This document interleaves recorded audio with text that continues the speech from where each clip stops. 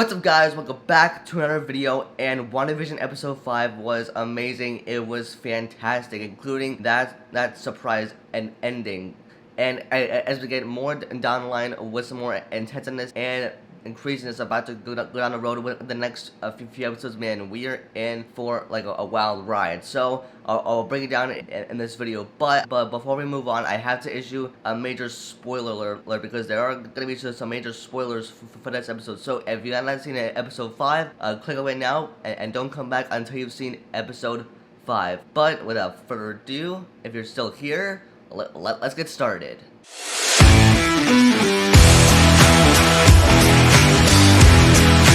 So this new episode of WandaVision is set in the 80s, with Wanda and Vision each holding a twin, Tommy and Billy, and then they put them in their crib, and Vision goes into the kitchen to get them their pacifiers, and then Wanda tries to use her magic without Vision noticing she's using magic to get him to fall asleep, but it doesn't work, and they're continuously crying. This is an exact callback to episode 3 when Wanda tries to get rid of the stork that was in her living room using red smoke, but it doesn't work either. But instead of them crying, it sort of looks like they are laughing, which gives Wanda a creepy response. And then Agnes comes over and sees the twins and asks them if she can hold them, and then Vision interrupts her, and then Agnes asks, should we do that again? And then Wanda looks confused and hesitant to answer because they're living in an 80s sitcom, which means Wanda can undo what Agnes does. Then she laughs in a mischievous way, and then Wanda goes to Vision, who is extremely confused.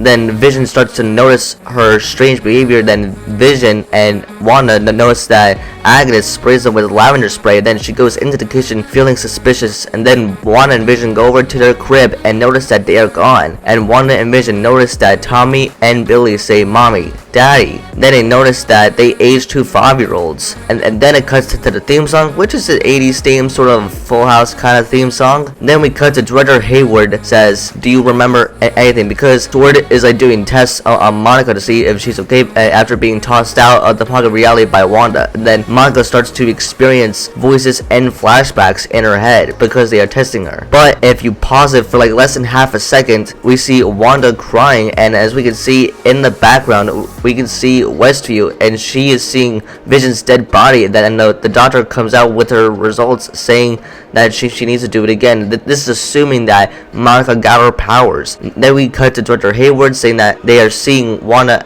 is a terrorist inside of the pocket reality because she has control of it, but not full control of it. And then Monica tries to convince Hayward that she is not a terrorist that is setting up a plan for mass destruction. And then Jimmy mentions Wanda's history, that she was born in Sokovia in 1989 along with her brother Pedro, aka Quicksilver, and the Sokovia attack where Wanda and Pedro were younger, and it blew up their home using a Stark Industries bomb. And then we see footage from Sword headquarters where Hayward says it was from 9 days ago, and we see Wanda is in there stealing Vision's dead body and resurrecting him. And then we cut to an adorable scene of Tommy and Billy watching their new dog. Then Vision comes in human form. Then Agnes comes in with the things that they need to take care of a dog, and then they name the dog Sparky. Then Wanda uses her magic in front of Agnes, and a collar pops up. Then they said they could take full responsibility of the dog until they're 10 years old. Then Tommy and Billy look at each other, and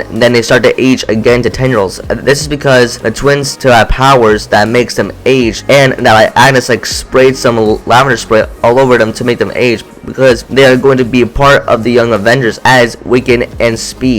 And then we cut to Sword, where they notice that Tommy and Billy have aged, and they notice the wardrobe looks real when Monica went to the pocket reality, and then she realizes that Wanda is rewriting reality and is going to get an aerospace engineer in this. This will probably be this is a reference to probably be Reed Richards from the Fantastic Four, because he is smarter than anybody. Then we cut to where Vision gets an email from Sword, and everyone reads it all at once, being mind controlled. Then Vision awakens Norm, and he says that she is after him. This maybe could be someone controlling the pocket reality. And then we cut to where Sword is flying a drone inside Westview, and they see Wanda looking at it and then disabling it. And then the Sword agents go to the energy field, and they see Wanda in her full Scarlet Witch outfit carrying the Sword drone and throwing it at them, and speaking in her Sokovian accent like we see her did in in Avengers Age of Ultron. Then that they don't mess with her and her home and her family, and that they leave her alone. And then all the weapons are pointed to Director Hayward, and then Wanda goes back into the entry field, and then we cut to another commercial, and it's for Lagos. This is a callback to Captain America Civil War when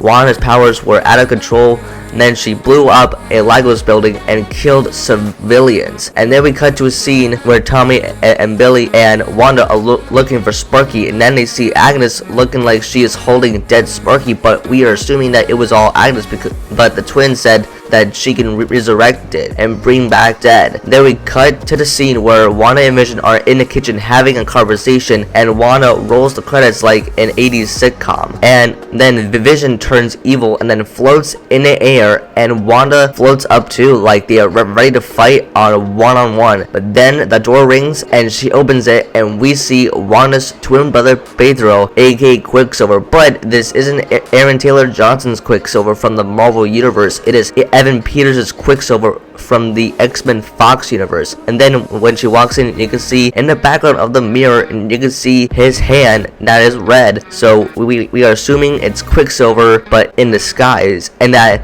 we think that he's Mephisto.